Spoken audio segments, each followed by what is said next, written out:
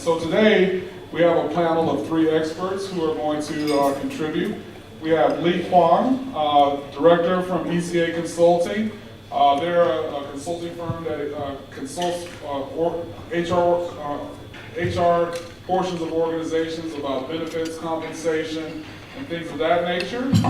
Then we have Ms. Fran Thompson. Fran Thompson is the founder and managing partner at Pathfinder Talent Solutions. She does executive, so she talks about talent strategies with companies. And then we also have Ms. Penelope Van Niel. Penelope is an adjunct faculty member at HKUST, teaching about teams and strategic HR.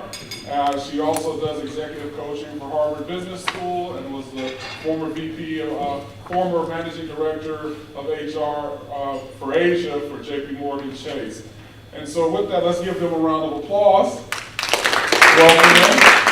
And the way we're going to start off this session is Lee Quane gave a presentation to the Board of Governors for AmCham, and me being a data guy, it's packed with data and information, and I thought it would be really interesting for others to hear about it. So after his session, we talked him into sharing this data with us, and it'll serve as kind of the foundation for the conversation today. So Lee, let's go ahead and get started.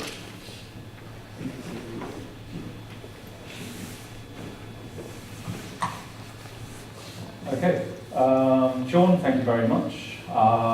Welcome everybody to this session. As Sean mentioned, we at ECA International, we are a small compensation and benefits consultancy, and our focus is on employee mobility. So generally when companies are moving staff around the world, they come to organisations such as ourselves to help them determine whether or not they should pay their staff certain allowances, benefits associated with the move to make that move worthwhile. As Sean mentioned, I gave a presentation to the board of AmCham probably about 4 or 5, maybe even 6 months ago now. And, well, he said that he liked what he saw, so I've got the opportunity to share this with you again. So, what I'm going to do is talk a little bit about the expatriate workforce in Hong Kong, and primarily what we see as changing, the evolving basis of that expatriate workforce. Now, expatriate is a term that is often quite, not necessarily controversial, but it means different things to different people. So I think we'll probably be talking about the context of expatriate in more detail shortly. But for the basis of this, expatriate refers to all foreigners who are working outside of their country of origin. So that doesn't necessarily mean people who are here in Hong Kong on your typical senior level bells and whistles packages, but it basically means all expatriate staff who are working in Hong Kong at kind of like white collar, junior management and above sort of roles. Okay, so Hong Kong's need for expatriate talent. It's something that is historically been the case, and we think that it will be the case for a long period of time. We're not going to see a death or, a gradual or even a very quick end to the need for expatriate talent in Hong Kong. Hong Kong is a global business hub, as we know. It's similar to locations such as obviously elsewhere in Asia, places such as Singapore, but also London and New York. And all of these locations are typified by having what we consider to be a very diverse population, not just a diverse immigrant population, but a diverse population of people coming to work there from multiple locations around the world. So also, there are factors that require Hong Kong to look beyond its borders when it comes to talent. Hong Kong has a relatively small local population, as we know. It therefore has a finite supply of workforce that companies can call upon when they're looking to expand their operations here in Hong Kong. It also has a low unemployment rate. Now, whether or not you believe the figures that come from the Census and Statistics Bureau, but when you've got an unemployment rate of approximately 3%, and it has been that case for the last 5 to 10 years, give or take fluctuations of 1 or 2 like basis points. You're not necessarily going to, if you're looking to enhance or expand your workforce, you can't really call upon a supply of workers locally because you don't really have a reservoir of talent to choose from. You've also got a low birth rate. Now that's not necessarily a good short-term, that's not necessarily a big short-term issue, but for a medium to a long-term element, if companies again are looking to expand operations here, they're not necessarily going to be able to call upon a local workforce to do so. And we also have the political matter of migration from China. So obviously Hong Kong can call upon people coming in from mainland China, but whether or not that is a good political situation or political solution remains to be seen. So that means that companies do need to look beyond Hong Kong's borders and beyond China if they are looking to expand operations in the city. So when I did this presentation to Sean and the board of AmCham a few months ago, the focus was really on expatriate salaries because that's what people are most interested in when it comes to looking at employing expatriates and how much we really need to pay them. So when we undertake our surveys or when we provide information to clients, it's based on intelligence which is based upon 2 main sources of information. First and foremost, we do market research. So we undertake annual salary surveys of expatriate salaries around the world, including here in Hong Kong. And we also do research of factors such as costs associated with expatriate benefits such as housing, children's education costs, and also things such as cost of living, and so on and so forth. So companies can then determine how much they need to pay an employee that they're bringing into Hong Kong. This may be pretty alien to many people here, but generally speaking, when companies are calculating or determining salaries and benefits packages for expatriate staff, historically speaking, there are 2 main ways in which an expatriate salary can be calculated. One is you make reference to an employee's home location, where they're coming from. And then that is adjusted to the host location for differences in taxes, cost of living, you include incentives and so on and so forth. So that's what we refer to as a home-based approach. So looking at that pie chart on the right-hand side, we asked companies, and 67% of companies here in Hong Kong said that when they're employing middle to senior level expatriate staff here in Hong Kong, 67% of companies said that that is the principal way in which they still determine these employees' salaries and benefits. But just under 1/3 of companies say, well, actually, when we're moving or when we're employing expatriate staff here in Hong Kong, we're making reference to a Hong Kong salary scale. So we're making reference to salaries that, we're benchmarking against the Hong Kong market in order to determine these people's packages. But when companies say that they're calculating the expatriate's package by making reference to a Hong Kong salary scale, it means different things. So for some cases, companies say, well, we will pay an expatriate a pure local salary and benefits package, which means if I'm employing an expatriate, I will pay that expatriate exactly the same salary and benefits that I would pay to a local Hong Konger. That's what we refer to as a pure host or a pure local package. If you look at that, on that kind of bar chart on the right-hand side, 4% of companies say that they do this. So that means that only 4% of companies say that when they're employing expatriates here, they're paying them exactly the same salary and benefits that they would pay to a local national. Then you've got what's referred to as a host plus or a local plus, which means that we will pay the expatriate the same cash compensation that we will pay to a local national. However, we will pay them additional benefits that we feel that we need to pay that expatriate in order to attract them to come, relocate and stay in Hong Kong. Your typical additional benefits that you would provide to an expatriate that may not be provided to a local national would be things such as maybe assistance with housing costs, assistance with children's education costs, whether or not the company will meet those costs in full or just provide some form of subsidy remains to be seen, but still, as you can see, many companies will pay base salary based on what they provide to a local national, but additional benefits. And then some companies will say, well look, that 12% in purple says, well actually the reason why we're employing expatriates is because we can't find people locally to do the job. So there's no point in us determining a candidate's salary based on what a local national receives, because that person is going to be comparing themselves against their expatriate peers. So 12% of these companies say, well actually, when we're employing an expatriate, what we're going to do is we're going to benchmark against what other expatriates would earn in Hong Kong, because that's who our candidates will be comparing themselves when they're choosing whether or not to come and work for us. So that's a little bit about the salary structures and looking at trends. So have salaries for expatriates increased or decreased in Hong Kong over the course of the last 5 years?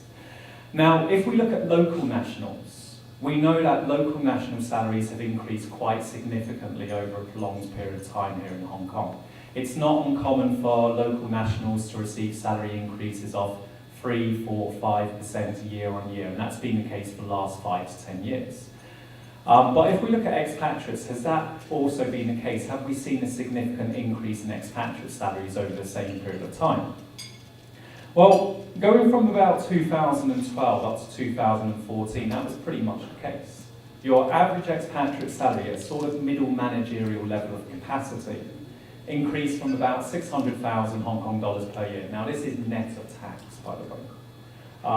So 600,000 Hong Kong dollars up to about 700,000. But since then, it's actually fallen off. So your typical average expatriate salary now is actually lower than it was a few years ago. And if you look, that's just cash. If we look at the total value of an expatriate package, cash compensation, plus the cost of benefits, plus taxes, you're looking at 2012 to 2013, the total cost of hiring an expatriate middle manager. You've got your salary, your cash salary there in yellow, the value of your benefits. Now, for the basis of this, we assume that the person's a middle manager, so most of them would have children, so therefore the company would have to provide some form of assistance with children's education as well as housing. The costs in Hong Kong are obviously saved by the relatively low tax rate. And as you can see, again, an increase from 2012 to 2013, and then it's slowly started to fall back as well. So the thing is, why is that? When local salaries are increasing, why are the salaries for expatriates, on the other hand, actually falling? Well, the first thing, is there a fall in living costs? I think we all know in this room that is definitely not the case. So it's not due to the fact that companies are saying, well, there's deflation in Hong Kong, so we can pay people less. That is definitely not the case. It's due to a few other factors. First and foremost, a fall in benefits. So certain benefit values have actually fallen over the course of the last couple of years. So for example, housing costs. Up until this year, we saw the typical cost of expatriate accommodation fall by somewhere between 10 to 15% over the course of the last 3 to 4 years. So that means, obviously, as companies are providing that financial assistance with housing, the amount that they provide in Hong Kong dollar terms is less now than it was a few years ago, provided that the company is actually reviewing its housing budgets on a regular basis. And also, companies are actually less likely to meet those benefits than they were a few years ago. So while companies do meet, or while companies are inclined to meet assistance with children's education costs, rather than writing a blank check to their expatriates and saying, well, look, we'll meet the cost of your your child's education, and you just provide us with the receipts and we'll pay them, the companies are actually now exercising more restraints and saying, well, look, This is the average cost of an international school in Hong Kong, for example. We will meet costs up to this level. If, on the other hand, you choose to enroll your child in, let's say, for example, Kedet International School, which we know is one of the most expensive ones, Stanford International School as well, then obviously the employee will be expected to meet those additional costs themselves. So companies are exercising a bit more restraint. But also what we see is a difference in the demographic of your expatriate. So we're seeing differences in the type of contract. We're seeing also differences in terms of nationality of expatriates as well. So we've got some data to actually back up these assertions. So in terms of your changes in expatriates, we're seeing more varied expatriate relationships. So if you go back about maybe 15, 20, 25 years ago, the vast majority of expatriates here in Hong Kong, if they weren't obviously Brits who were here because of Hong Kong's basis as a colony prior to 1997, most of them were historically on what we consider to be your typical international assignment package. That person was here for 3 years, they received a home-based compensation package, they received their expatriate benefits such as housing in full, children's education in full, home leave passage, international medical insurance, and so on and so forth. That's changing. We're seeing more and more companies moving staff into Hong Kong on a permanent basis, making reference back to a home country salary structure, and benefits no longer make sense. Although, having said that, assignments still remain common at senior level. When companies are moving staff into Hong Kong, multinational companies at their kind of like C-suite level, managing directors and so on and so forth, that typical expatriate package still remains common, and it still remains the most common method of compensation and benefits. But for the others, the more middle manager, junior manager, etc., we're seeing a change there.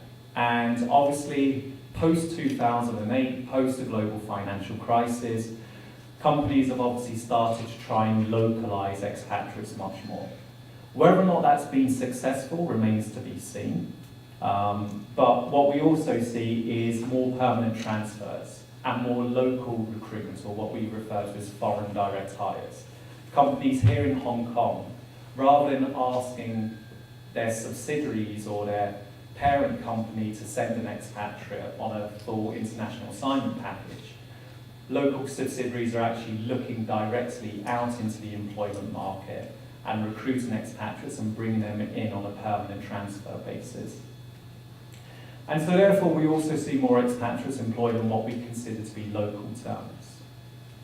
So if we have a look again at some of this market data, so the survey that we undertook last year, looking at expatriate salaries, we asked companies, well, looking at the type of expatriate, classify this expatriate for us. Are they what we consider to be that typical international assignee? Now, interestingly, 2/3 of companies actually said yes, they still employ these. I actually think that's an overestimation. I think that it's probably much less than that, but nonetheless, it still seems to be quite common, particularly amongst multinationals, especially at kind of like middle managerial level and above. But then you had 11% of companies saying that they're moving staff into Hong Kong on what we consider to be a one-way basis, a one-way ticket, where the company's saying, look, we want you to come and work in Hong Kong, but it's a one-way move. You're not going to be repatriated. We're not going to make reference to your home country salary structure. We're not going to provide you with a home leave passage or anything to go back, and we're definitely not going to send you back home in 2 or 3 years' time. If you want to come and work in Hong Kong, you're staying there. And we see that that's about 11%. We also see 19% of companies are actually now doing this locally hiring of foreigners. So that means that the Hong Kong entity, rather than, as mentioned, looking at the parent company or another company within the organisation elsewhere to send on an international assignment basis, that company is actually looking at the labour market, looking externally and saying, well, if we need an expatriate, we'll hire them locally to do so. And again, what we see is that 11% and that 19% is increasing, and it has done for the last couple of years. 3% of companies are saying they're actually employing localized assignees. Localization is the most difficult part when it comes to managing an expatriate workforce.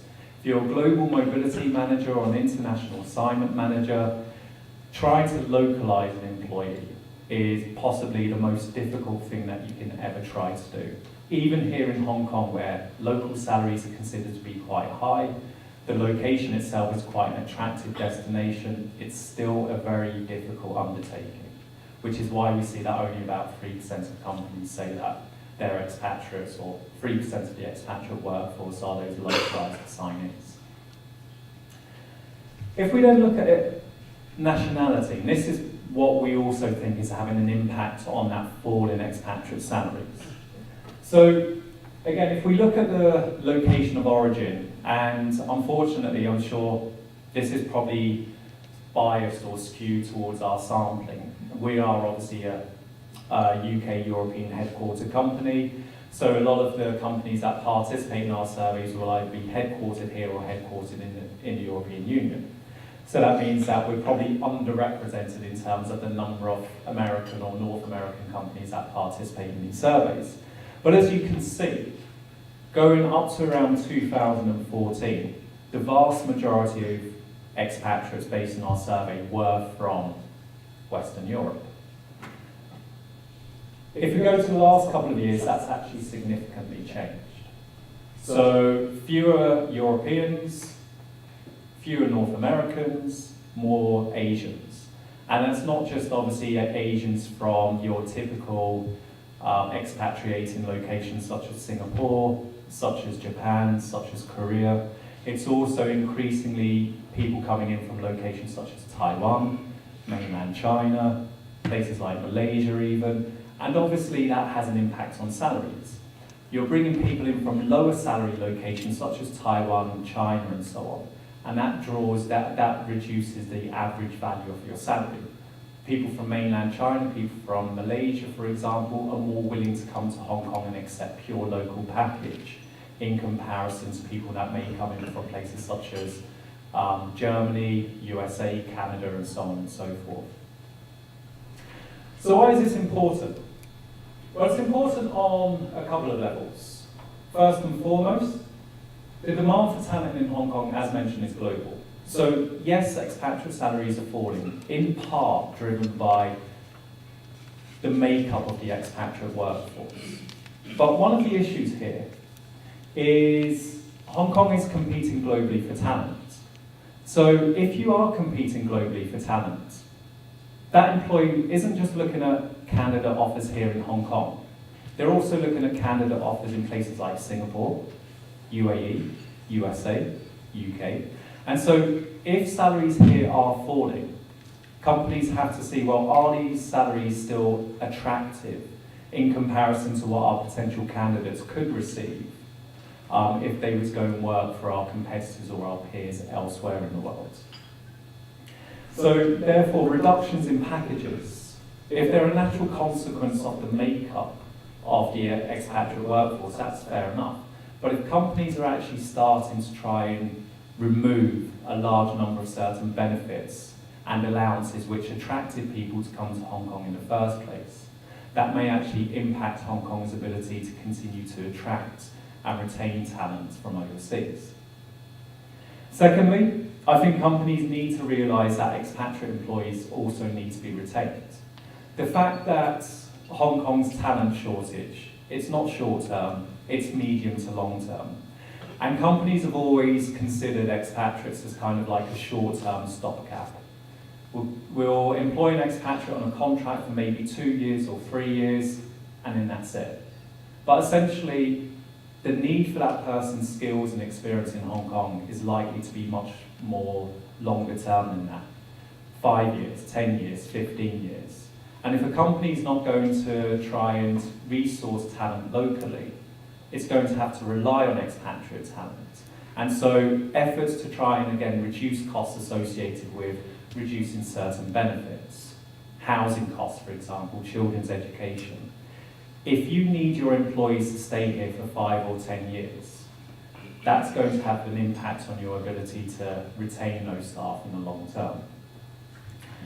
And especially given the fact that their ties to the city are much less than the local workforce. So if they do see that there is a reduction in their allowances and benefits packages, that is going to have an impact on whether or not they would actually be willing to remain working for you here in the long term. There we go. Sean, over to you. All right, let's go ahead and begin the panel. Thank you so much, Lee. Lots of information packed in here. I think it serves as a great basis for conversation. You've given us a lot of information about some of the market conditions, and I want to continue on that and go to Fran. And so a couple of days ago, I got an email from an alum of HKUST, and they say, I see you're doing a session on expats, the role of expats here. I don't think there's a role for expats. And why'd you come up with this topic? Explain to me. I didn't answer the email, but I thought it would be a good basis for conversation. And you know, having been here for the last 5 years, I don't think there's hard and fast rules with an expat and their ability to place in the market. I see some people struggle with it. I see some people move relatively well from job to job and are in high demand. And I wanted to get your perspective, Fran, on what you're seeing when you're working with companies as far as their view on expats and their sourcing of talent and how they're thinking about expats and their talent search. Thank you, Sean. So first of all, can I just point out, my business is primarily focused on fintech, so within the financial industry and the technology industry, so quite specific. But we have seen over the last few years a real shift towards localization and really no massive appetite to bring anybody into Hong Kong on any kind of expat package. A lot of the banks that we work with are trying to localize expats. They are trying to reduce or phase out housing allowances.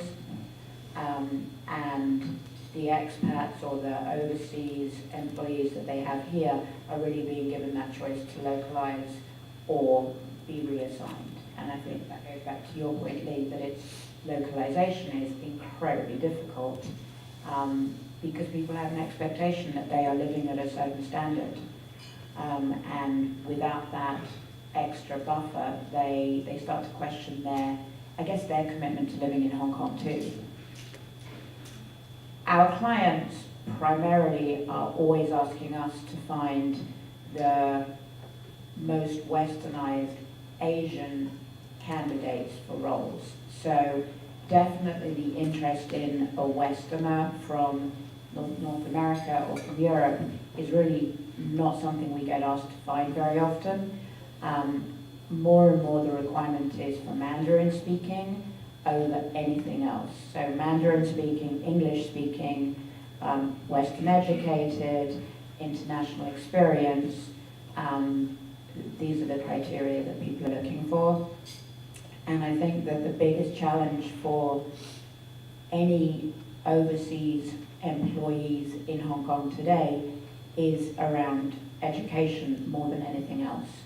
And I think that that is one of the biggest unattractive challenges that Hong Kong really has to face today, because even if you look at Singapore, you can have kids in school in Singapore in a public school and you can still have a high level of education, whereas in Hong Kong, if you want your child to be raised speaking anything other than Chinese, you have to pay an awful lot of money for international schools, and there are not enough places for the demand. And so I have clients who are increasingly sending their families back home, and then they continue to live here as a professional but without their families, because they've figured out that it's cheaper to do that and it's better all around for everybody. So I think we're really seeing a shift in what people are wanting to hire, but I think we're also really seeing a convergence much more towards Hong Kong as, and I hate to use this expression, but Hong Kong as a gateway to China and as the talent hub for businesses across Northeast Asia, as opposed to being a standalone international global entity in its own right. So you mentioned that your organization focuses on fintech, and one of the things that we see as a university, this is, fintech is part of the entrepreneurial innovation ecosystem, and typically what I would say, like if you look at the Hong Kong Fintech Association and these kind of entities, they tend to be relatively overrepresented with expatriates and people of different backgrounds. And so when you're trying to, maybe the supply of people who are interested in fintech, or people who have this kind of innovation mindset, like what we see at our university, is a lot of our students, especially our local ones or those from mainland China, you don't go to university to not get a job and work at a startup or something like that. And so I wanted to see, like, how is this kind of new emerging innovation industry reconciling that there's market that is probably more interested in this versus market that is less interested in this? Well, I think in Hong Kong, fintech is a very fast developing space, but as we know, it's not financed by the government. There is very little support for any kind of fintech starting up here. I think that there are ways to make a fintech choose to come and headquarter themselves in Hong Kong versus in other cities in Asia. And they've definitely, I think Hong Kong has done a better job of that than Singapore, for example, which really did over-promise and then under-deliver in terms of supporting the growth of fintech in that country. But the way that immigration works and the way that visa approvals work, if you are a small fintech startup in Hong Kong, you will still have to have the majority of your staff being local employees. And as I know through having worked with Hong Kong UST and the MBA students, a lot of students come to Hong Kong to do further education because they believe that after that they will get a job in Hong Kong. And the reality is quite different. It's very tough. Just because you've got an MBA from a really great business school in Hong Kong does not mean that you're naturally going to get a job here afterwards. And I recognize that for a lot of people in this room, that's not the line that they would be leading with, but the reality is, unless you have Asian experience, unless you have worked in this region, and ideally you speak an Asian language, you are not necessarily going to be able to get a job with a fintech in Hong Kong. Lee, it looks like you want to say something. No, I'm just nodding. But a couple of points that Fran mentioned, which I think are very pertinent. With regards to the attractiveness of Hong Kong, for example, for expatriates. From my experience of dealing with clients, many conversations that we have with our clients, but also with other expatriates as well, who are based throughout the region, Hong Kong is an attractive destination, very much so, but it loses its lustre as people progress throughout their careers and throughout, obviously, their age. So Hong Kong is historically a location which is quite attractive to what I would recall relatively young employees. And as employees start to get married, start to have children, it then becomes a much more different value proposition. And if companies want to try and hang on to these staff, these efforts that they're making to try and scale back on the offers that they give to them, reducing assistance with things such as housing, children's education, can have a negative impact. On the one hand, people then choose to go elsewhere. So they'll either A, choose to go back to their home locations, or they'll choose to go to destinations where it's cheaper for them to raise a family. Secondly, you'll end up with a situation like Fran mentioned, where it's increasingly common for people to pack their family back off and send them home, and for them to stay in Hong Kong themselves.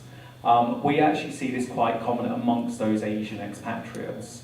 So again, we did a survey on the matter a few years ago, and we asked companies, what proportion of your expatriate workforce leave their families behind? Globally, it's 25%. So companies are saying 25% of their expatriate workforce go on assignment, leave their families behind, or they move overseas and leave their families behind. In Asia, that's over 40%. And that's obviously reflective of different cultural norms and what's expected and whatever. But if that's the case, as an employer, you really have to start to question how loyal, well, not necessarily how loyal, but how much is this employee in it for the long run if they're in Hong Kong but their family is either 10,000 miles away in Europe or the US, or even 4,000 or 5,000 miles away elsewhere in Asia. So that can have an impact, I think, on companies' ability to actually keep this expatriate talent for a longer term. Okay. So, one of the things, in order to make themselves more relevant to the market, people look at skill development and enhancing things about themselves. And Penny, you as an executive coach, what is your perspective on this, and what are you hearing from people who come to you and seek advice on how they can better fit into this market, reposition themselves, and that kind of thing? Well, I would say, Sean, that I deal mainly with people trying to grow their careers and enhance their performance. Right. And often there's a difference between what companies look for when they hire somebody Right. and what it takes to become a global leader. Right. But I'll start with a sort of back to the future story. When I was leaving New York for my first assignment 30 years ago in Tokyo, I was counseled by the HR director about failed assignments. And she said, where we have most of our failed assignments in the world. And I'm thinking Saudi Arabia, Russia, Kenya, UK. And the answer is pretty obvious. People move nationalities, and if they expect a difference, they prepare for a difference. If they don't expect a difference, they're not prepared. So the same qualities that cause people to be effective, basically intellectual capital, what do you know? In an international assignment, do you have international experience? Do you have any languages that help you with that? That's important. But the other two factors, which are psychological capabilities, it's psychological capital, or really what's loosely called adaptability, and social capital, which is called communication, these end up being the qualities that lead people to excel. And these end up being the areas in which I do most of my executive coaching. It's where people are trying to really become effective in a different environment. The other comment I'd make is one of the things I observe broadly, and I coach global executives from all over the world, not just Hong Kong, is one of the challenges in the workforce today is for individuals, it's resilience. For companies, it's well-being, which I think we heard about this morning. So particularly as people become more senior, if their families aren't with them, as they're feeling more pressure, as there's less and less certainty in the market environment, as things move faster, the risk of burnout is higher. And so I end up spending a fair amount of time with people on that. And the second issue is around self-management. Because still, even among our MBA population, there's this sort of lingering internal desire to say, someone is going to manage my career for me. I'm going to find the company that's going to take care of me. And they're going to move me around, and they're going to do this. And it's just less and less true. And furthermore, if you are looking for a job or if you are keeping a job, it is really important to know who you are. What is it that differentiates you in your ability to accomplish the work? And rarely is that the knowledge skills, because those are easy to acquire. And so, looked like you were about to say something, Lee? Okay. And so, this, we're talking about things at a macro level, but then there's, there's these micro factors where you, as an individual, you can maybe apply a niche strategy to be successful in this market as an expat. And so, one of the points that Penny made that I think is fantastic, it's not always just knowledge skills, it's sometimes these, interpersonal skills and cross-cultural skills and things like that. And so, Fran, when you think about the expatriate candidates who have had success in this market and they tend to do well, what have been your observations of things that have allowed them to succeed and flourish over here?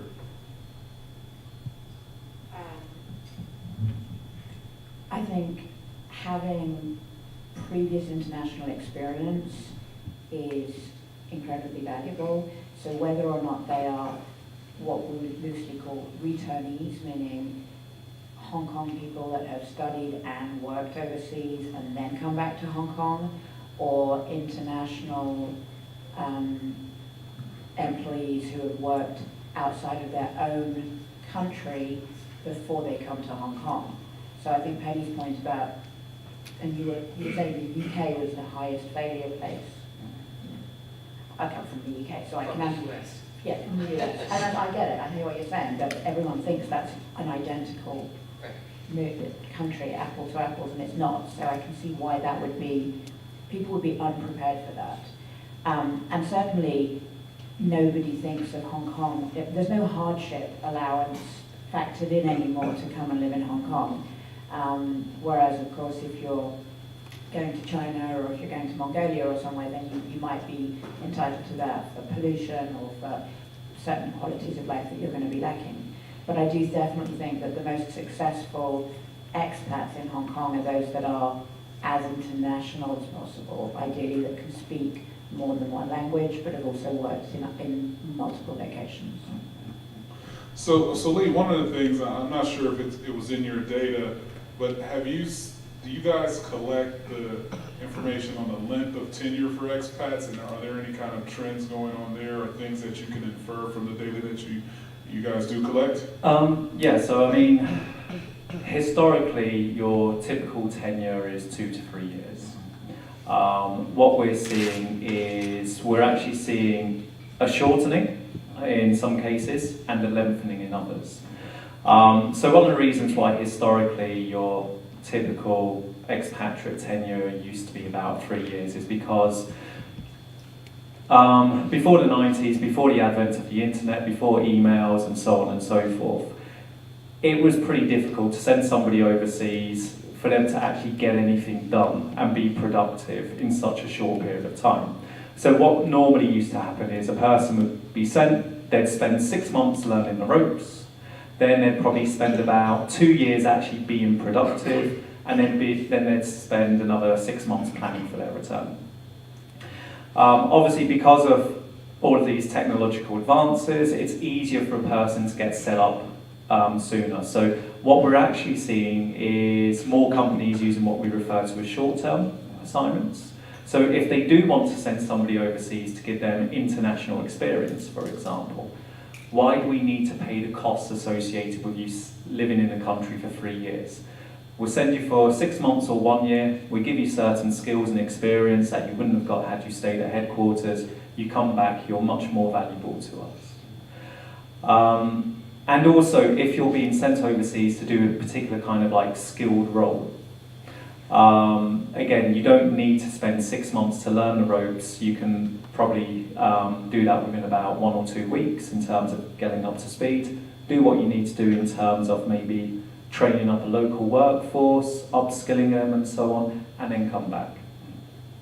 But at the same time, we're also seeing companies, the maximum length of the move changing. So again, previously it was you go there for 3 years.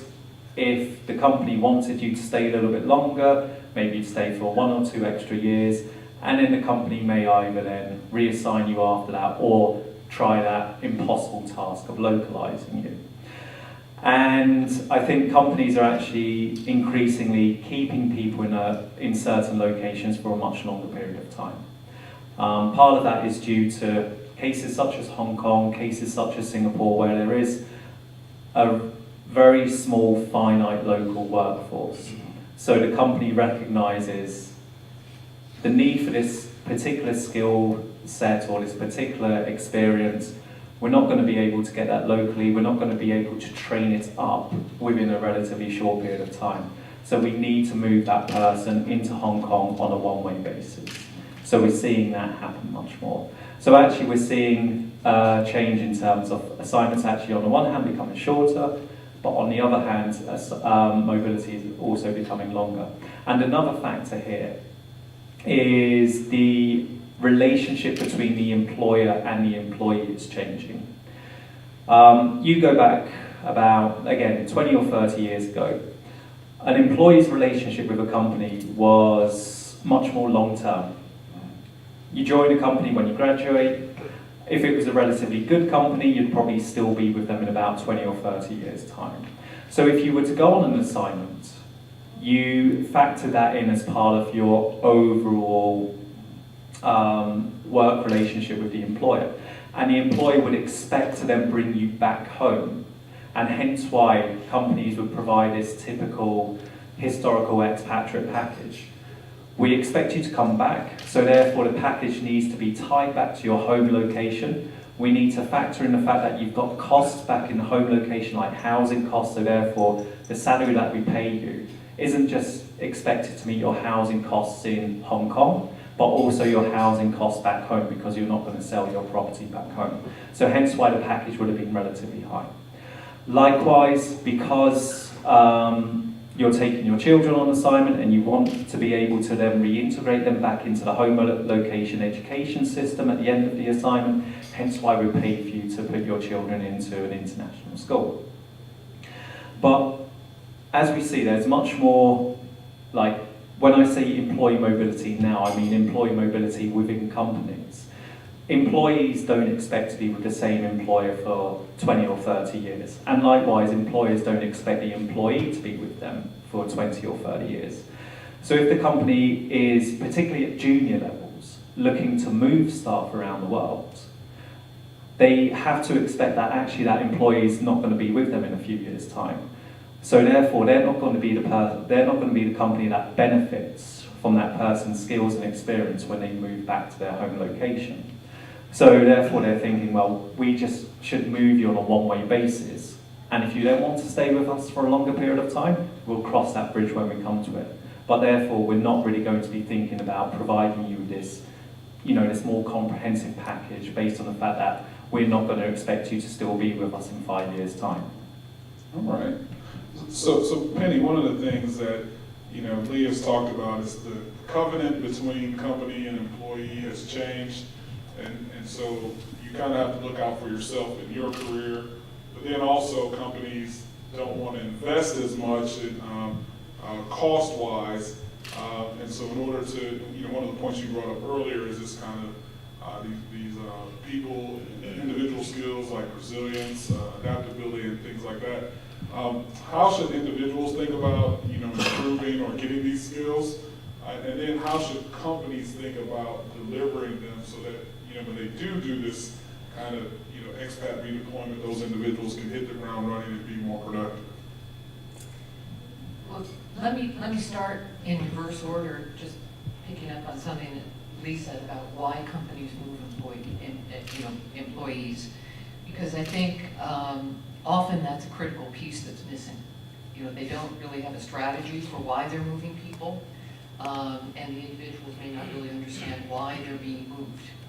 And traditionally, you had international mobility because you were trying to do a skills transfer and into an environment, or you may be trying to develop leadership skills in high potential people at somewhere in the world, or maybe you did it as a bit of a culture carrier. This is often why you see with people in such senior positions, sort of preserving the culture of the global firm. But what, in practical terms, in my experience, what often happens is the immediacy of the need, overwhelms something. I think recently, I have seen a lot of short-term moves. Many of those are driven by costs, because they won't do it. Some are driven by family. But the effect of spending 3 months in a different location is very different than the effect of spending 2 or 3 years. So you're not going to develop global leadership skills in a 3-month period. You certainly can impart training skills. That's very doable. So I think from a company perspective, one of the things to just get clear on is what are you trying to accomplish, with the role, and then have the employee, understand that. From the individual's perspective, I guess I would, the term risk-taking comes to mind. That, I think we've been preaching,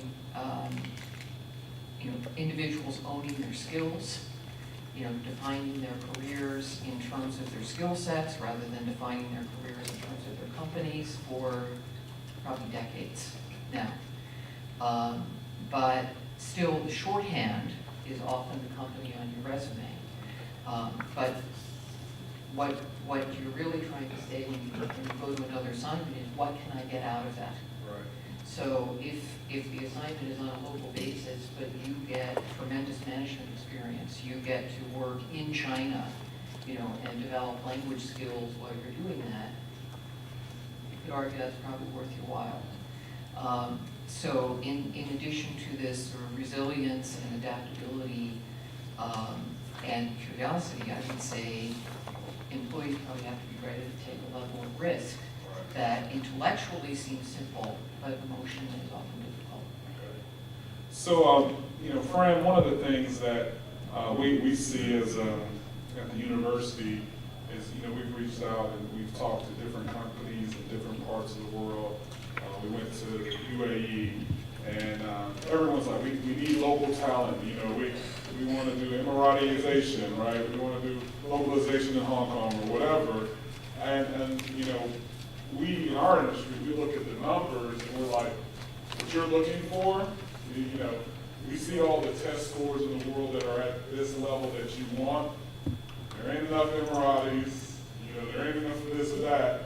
And so, what I see happening in Hong Kong, the first time the posting comes out, it's like, we need someone who speaks Mandarin, we need someone who can do this. Then that posting comes out again, and then finally, maybe at the 3rd or 4th time, the company breaks and says, okay, we'll take the expat. This is something I've seen anecdotally. I wanted to get your sense of how often does this happen, and do you have to coach companies to appreciate that this is a limited labor market? And as I'm looking at these points that Lee put up here, is that there is a need for talent. It's not a short-term thing, it's a medium to long-term thing. How do you deal with that situation, and what are some of your thoughts when you're like, I can get you this guy, but he's not going to speak Mandarin, or she's not going to speak Mandarin, or if you want this level, if you're thinking of a world-class marketplace, you're going to have to readjust. And I just wanted your perspective on how you manage that. Absolutely. Of course, as you say, any job description or ideal profile when an organization starts to do a search for a position is 10 requirements, and of course they're going for the best that they could possibly get, but then they start to realize the reality that they're either they're not going to get all 10 of them, and so an awful lot of what I do is consult and manage their expectations and show them that the cultural fit is probably the most important requirement, and that would be the cultural fit for the candidate to be able to work within that organization, both locally and globally, and that they could hire somebody with all of these other skills, but if the skills don't mean that they're going to be able to fit into that organization, and are not going to be able to communicate with colleagues and stakeholders outside of Hong Kong as well as in Hong Kong, then they are going to fail. And of course, we all know the cost of making the wrong hire. And I think that's why this sort of ideal candidate is always somebody that is able to do some of those things, but the perfect list. And I also always say to candidates, just because the job says must be able to speak Mandarin doesn't mean you shouldn't think that you can take a crack at it, because again, everyone wants Mandarin, but then if you also want somebody that can do 10 other things, then you have to be more selective. Sean, I'd like to just make an observation, maybe ask. I find the way the word expat in Hong Kong is used is very different than in other markets. Right. I mean, of course, in its narrow sense, it is exactly what Lee talked to us about. It's people on assignments. Right. But here it's often used to mean a white person. Right. And it's not equated really with skills. You know, I know Americans, I know Brits who speak fluent Chinese. Right. And companies don't want to hire them either. Right. Because they aren't native speakers. Right. They're just fluent speakers. And when I go to London, you know, when I worked out of London, you know, with JP Morgan, we had nationalities from all over the world. Right. And we never talked about, you know, who is an expat, who is not an expat. Right, right. You just talk about the global workforce. So I'm not sure I'm not sure Hong Kong is doing itself a lot of favors, Right. continuing to use this kind of terminology in a way that's a shorthand Right. for something that's not really either the narrow definition or the broadest goal of having a global workforce. I think that's a fantastic point. You know, at this point, it sounds like you both have the mic up, so it looks like you want to address this issue. Go ahead quickly, and then we'll open it up to the audience. Yeah, I think we all feel quite strongly about that definition of what is an expat. I mean, in my mind, most people that come and work in Hong Kong are economic migrants. That's what we would be considered anywhere else. I've lived in Hong Kong for 23 years. I've never been an expat, as in I've always been on local terms, but people will refer to me as an expat. Whereas if I was living in the US or if I was living somewhere else, after 23 years I would be localized. I would just be considered an economic migrant that moved here. And the fact that we The hang on American to with the this- weird accent. Yes, well, We all have weird accents.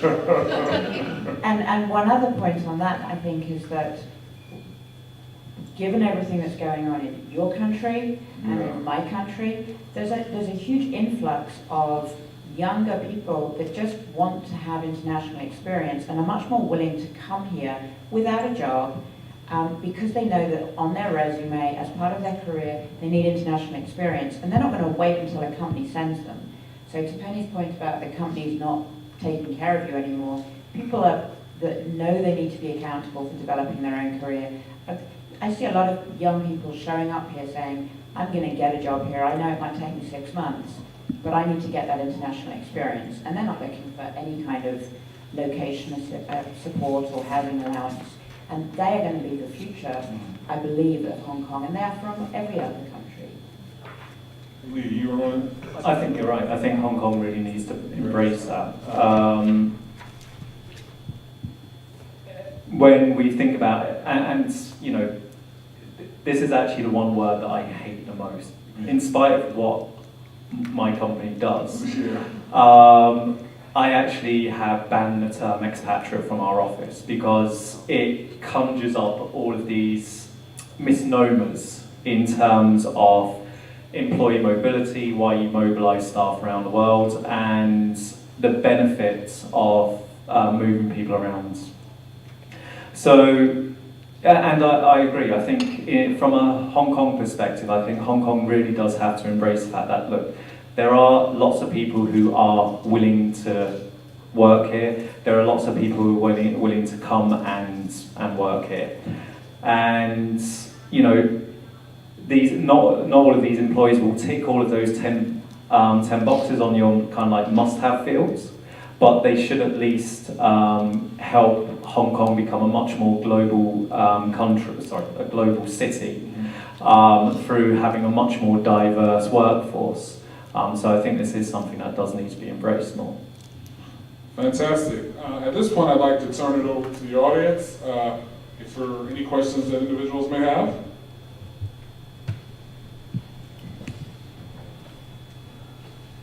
Hello. You mentioned that cultural fit was one of the most important things when you're looking for people. But if you're hiring people from abroad, how do you make sure that they fit into your company's culture?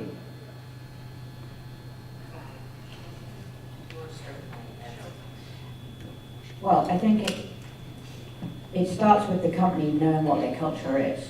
So the companies that are very clear about what the culture is that they have set up and that they have defined as being their best practices, or the types of people, or if they can articulate the types of people that can be most successful in that organization, they are much more successful at hiring people that are an appropriate cultural fit.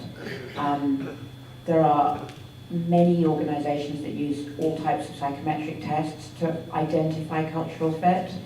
I'm quite skeptical as to how that really is a way of benchmarking it. But again, it often comes back to the safety net of, okay, well, we're an American company, so someone that's either American or has worked in the States, they're probably going to be a better cultural fit than someone from Japan who has never done that. So I think people revert back to conservative values in that situation if the organization is not really clear what their culture is. I would second that about knowing your own organization culture. I think Google is a very interesting case study on this, where they hire primarily for their organizational culture first and their national culture sort of second. I would say on cross-cultural skills, you know, if you're looking for people who are going to have a perhaps higher probability of success, you tend to be looking for skills like curiosity, you know, openness to new experience, the enjoyment of variety of work, and so on. And there are many different approaches companies have used to do this. Some have a very hands-on approach. They interview around, what do you do in your free time? You know, what kind of restaurants do you go to? Where do you go on vacation? They look for a measure of international, global interest.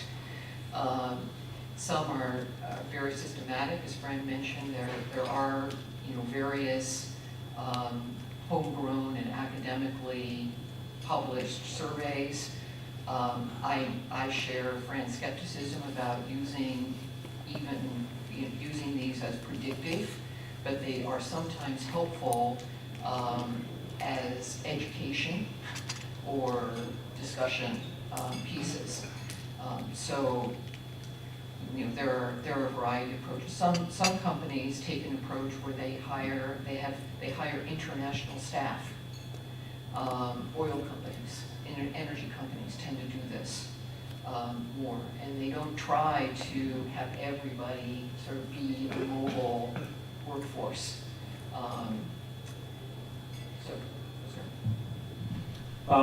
From my experience, again, when we ask companies what skills do they look for when they're moving somebody around the world, most companies still, if they're either hiring a foreigner locally or if they're sending them on an assignment, they look first and foremost at technical competency. What's the job that this person is supposed to be doing in terms of the technical skills required, and does that person have the ability to do it? Unfortunately, when companies focus too much on the technical competencies, the assignment is more likely to fail. What we find is that even if a person doesn't have the necessary language skills, so, you know, you could have somebody who, you know, looking at the context of China and how many companies want somebody to have some form of like China experience or Chinese language knowledge. You could have, let's say for example, you could choose to employ an overseas-born Chinese person, somebody from the US, Australia, Canada, UK, etc., quite common sources of this type of employee. Or you could choose to employ a returning Chinese person, somebody from mainland China who's lived and worked overseas and has come back. Very often, these people lack the sort of cultural awareness of working back in mainland China. And so even if they have the language skills that are necessary, they don't necessarily have the cultural skills to be able to succeed.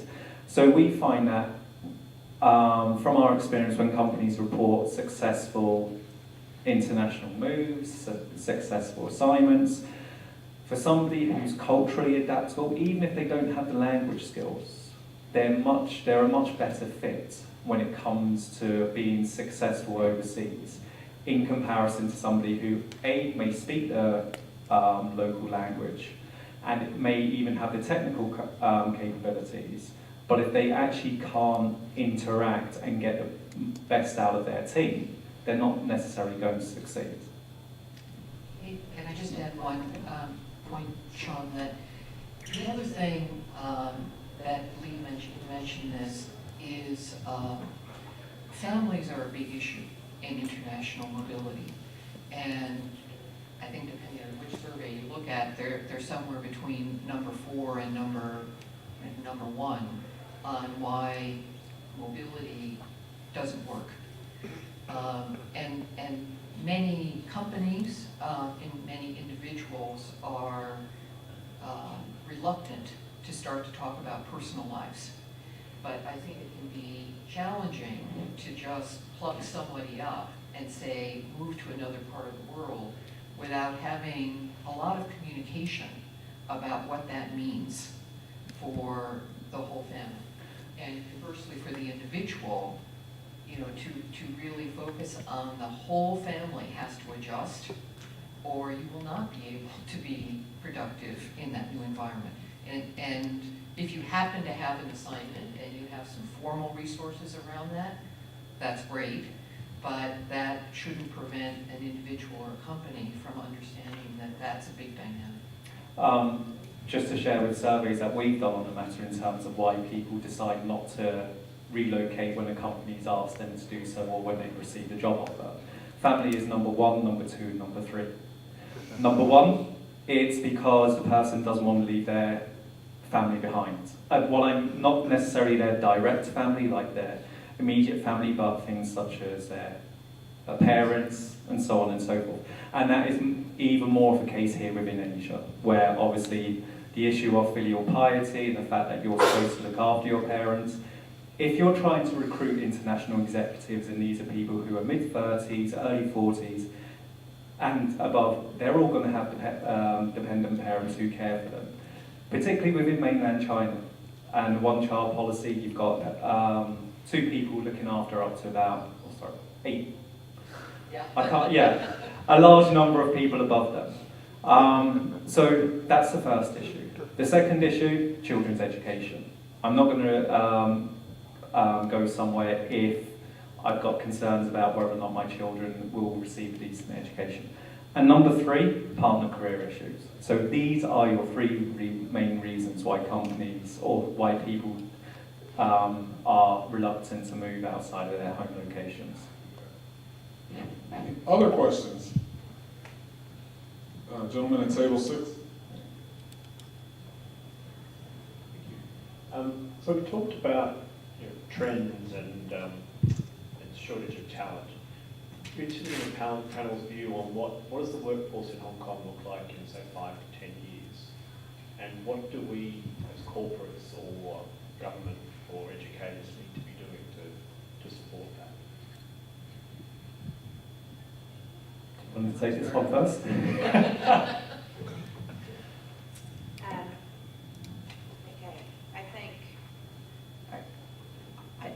I feel quite strongly that there is an increasing localization, both of foreigners and foreigners, and I think that those that are coming and staying here are going to be increasingly on local terms, but also more Asian than Western.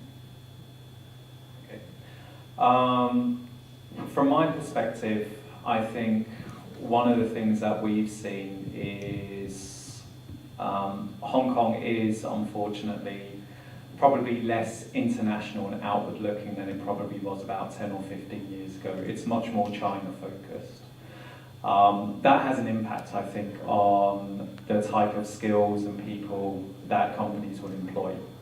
I think we spoke about this as part of the panel. Most companies, when they're moving staff into Hong Kong or they're employing staff in Hong Kong, they're looking for people who can help them develop their market in mainland China. So you either need local workforce or a foreign workforce who can help you as part of that aim. So that's why we're seeing when companies are increasingly looking beyond Hong Kong borders for employees, they're looking for people who have that kind of like, even if not language capability, that cultural capability. So companies are looking to employ people from mainland China. So business schools, universities are a good source for that. Elsewhere, they're looking at people from Taiwan, people from Singapore, people from Malaysia, who have either that language capability or at least that cultural capability. So that's what we're finding, I think.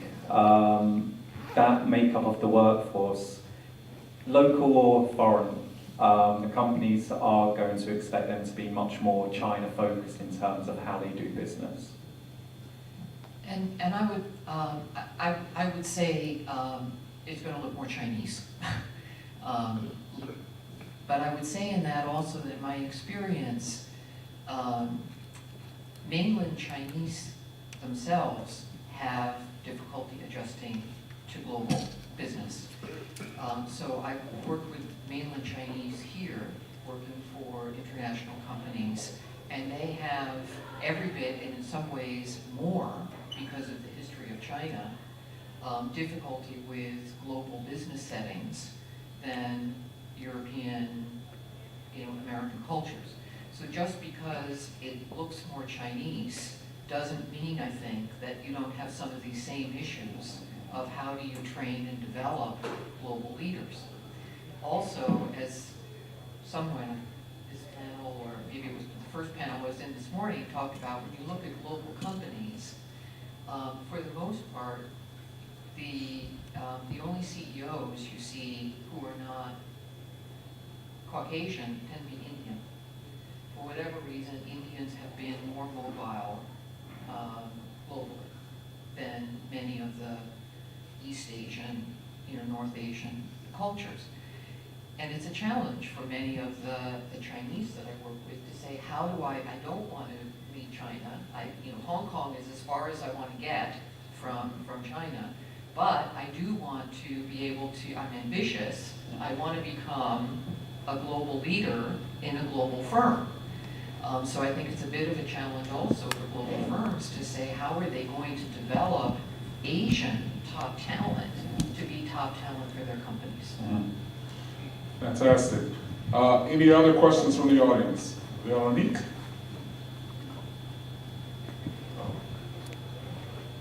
Yeah, over here, and then we'll go over here, all right? Thanks, Sean. What you're saying, it totally resonates with me because I've been here for a long time, but it brings a very important question to my mind. Given the cultural heritage of Hong Kong, are we becoming less competitive than Singapore? And the level of English is dropping, we're becoming more China-focused, more localized. Does it mean that for global companies, it will be easier to attract global talent in other Asian centers compared to Hong Kong? If I could add to this too, and so, what our students say, there's opportunity in Singapore, but you can't get a visa. There's visa in Hong Kong, but you can't get an opportunity. And so, and then from my perspective, sometimes I'm bearish on Hong Kong and its future from a competitiveness standpoint. And I'm always like, okay, maybe you're behind Singapore, but you're locked in at number 2 because number 3 is so far away. What do you guys think about this and what Veronica said? Yeah, I totally agree. I think Hong Kong and Singapore have been playing this game for 25 years, if not longer, and sometimes Hong Kong's ahead, sometimes Singapore's ahead. At the moment, I think Hong Kong's winning, but next year it could flip back again. And we've seen pools of workers moved, or operations or entire businesses moved from Singapore, then moved back to Hong Kong, and it's ping pong. I have the same opinion. I think it also, from an employee's perspective, I think it also depends on where you are in terms of your life. Going back to what I mentioned earlier, Hong Kong is by far and away, I think for most people, a more attractive destination for relatively younger staff. Whereas again, once people then become more senior and they have families, they are less, from my experience, they're more inclined or they're less willing to stay in Hong Kong unless the costs associated with raising their family in Hong Kong are somehow met as part of their salary. Otherwise, they're more inclined to try and think about moving to Singapore instead. That's just from my personal experience of companies that I worked with, and even expatriates that I know who have been in Hong Kong and have then moved to Singapore or vice versa. Okay. This is the last question. Oh, okay, sorry. Go ahead. Oh, table 13, sorry about that. Thank you, panel. I think that was very, very interesting, and I appreciate you guys sharing what you shared this morning. But Lee brought something up, and I'd like all of you to comment on it.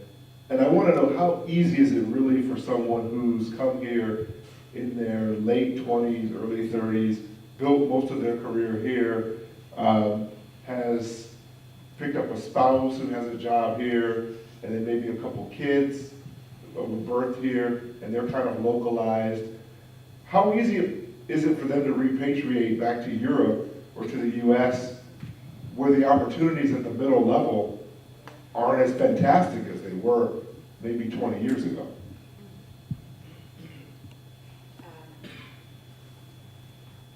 So I see a lot of people doing that, and again, I think that there's a certain age where people really make that decision to go back to their home country, and it's around the time that their kids are going into high school and they need to think about getting them into university. And most people seem pretty good at able to do that. I think that they are able to go back to their home country. Their international experience is respected and valued. They are able to then sort of re-assimilate pretty fast. And of course we do see people that go back home and then come here again on another contract and, sort of go backwards and forwards several times. But most people I've seen, ultimately when they leave Asia and they go back to where they come from, they're able to be it's pretty smooth. Ben, do you want to go first? Okay.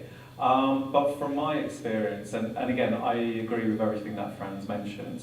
From my experience of, again, companies, when they're speaking to us and they're talking about problems that they have with repatriation. Now, the good news is, when it comes to retention rates of expatriates, it's actually relatively high. You have a relatively small number of expatriates or employees who, after they've been away, if they come back to their home location or if they're repatriated, the number of people who then leave within a few months is actually relatively low. But when they do, the most common reason that's given is because the company is not able to make full use of the skills and experience that this person has learned while they're overseas. There are a couple of issues here. Very often, if it's a typical kind of like international assignment basis where Person's working for a large multinational company from headquarters, they get sent out to a relatively small operation here in Hong Kong. They go from being a small fish in a big pond to being a big fish in a small pond. And as part of that, they have certain expectations, they gain certain skills and experience in the process. But when they go back, they want that skills and experience that they've learned to be utilised. And very often they just go back to being a slightly bigger fish in that big pond. So very often the company's actually is not actually fully utilising this person's skills. And I think that's what companies really need to focus on if they are trying to look at a successful repatriation. How can they actually try and retain this person by using the knowledge and the skills that they've gained while they've worked overseas? So I would make two observations. The first is that is back to my point that what you really own are your skills. In owning your skills, if you have made an effort to benchmark your skills against the global marketplace for those skills, you've made an effort, for example, to meet your peers or colleagues at other companies in the same industry. Then, and basically, if you are keeping your skills globally competitive, then you're going to have a much better shot of relocating, whoever's choice that is, company or yours or whatever. In my experience over 30 years in Asia, not everybody in Asia does that. It's a very seductive environment. It can be quite parochial. It can be really far away. It can be hard to do that. So that's one observation, is just around owning your skills. The second observation is that portfolio careers used to be something you talk about sort of in retirement, post 60 or 65 or 70, oh, I have a portfolio career. I find people talking basically through their whole professional lives about portfolio careers. They go from one type of industry, one type of job to another. They work for a company, they work for themselves, they may do some independent work. And I think, in a sense, the whole shift in the dynamic of the workforce has facilitated people making moves because there's a wide variety of things. The last observation I'd make is completely anecdotally, no survey at all. I think it's easier to go back to Europe than I think it is to the United States, because for the most part in the United States, we talk a better game about valuing global skill sets than the companies actually demonstrate. I think the challenges of coming back from any kind of international assignment to the U.S. and not feeling that the skills and experience are being used are alive and well. And frankly, from Hong Kong, which is a pretty comfortable environment, despite educational costs, despite the size of housing, you find a lot of people leaving Hong Kong bemoaning how comfortable their lifestyle was here. And they can't replicate that in a country that doesn't have household help, that the infrastructure isn't as good, all kinds of things.